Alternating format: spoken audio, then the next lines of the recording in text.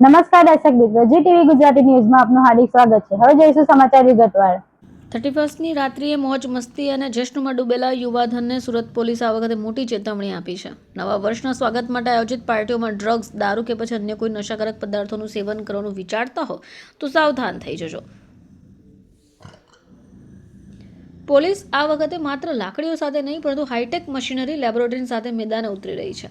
જો તમે નશો કર્યો હશે તો પોલીસ ગણતરીની મિનિટોમાં જ સ્થળ ઉપર તમારું ટેસ્ટ પોઝિટિવ કરી બતાવશે અને તમારું નવું વર્ષ ઘરના આંગણે નહીં પરંતુ જેલના સળિયા પાછળ વીતશે।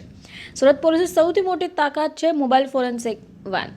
સામાન્ય રીતે કોઈપણ કેસમાં બ્લડ કે યુરિન સેમ્પલ રિપોર્ટ આવતા દિવસો લાગે છે, પરંતુ હવે ગાંધીનગર એફએસએલની સ્પેશિયલ વાન સુરત આવી પહોંચી છે।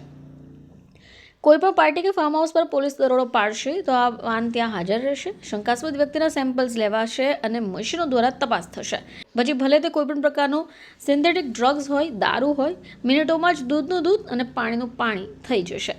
સુરત પોલીસ આ વખતે માત્ર મોબાઈલ વાન નહીં પરંતુ લેટેસ્ટ એન્ટી નાર્કોટિક્સ કિટ પણ ઉપલબ્ધ છે। Surat special operation group crime બ્રાન્ચની આ કિટ સાથે સજ્જ રહેશે।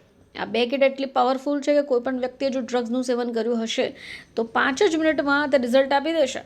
શહેરના રસ્તા ઉપર ટ્રાફિક પોલીસ, સ્થાનિક પોલીસના જવાનો 300 જેટલા બ્રીથ એનાલાઇઝર મશીનો સાથે તૈનાત રહેશે। વેસુ, પીપલોદ, અડાજણ, ડુમ્મસ જેવા વિસ્તારોમાં જ્યાં પાર્ટીઓનું પ્રમાણ વધારે હોય, શંકાસ્પદ વાહન ચાલકની તપાસ કરવામાં આવશે।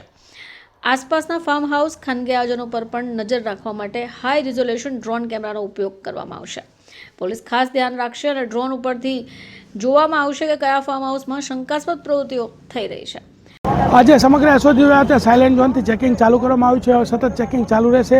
અમારી પાસે એન્ટી નાર્કોટિક્સની 2 કીટો છે, પ્રોહિબિશનની કીટો પણ છે, એફએસએલની 2 વાન છે, 5 અમારી ટીમો છે।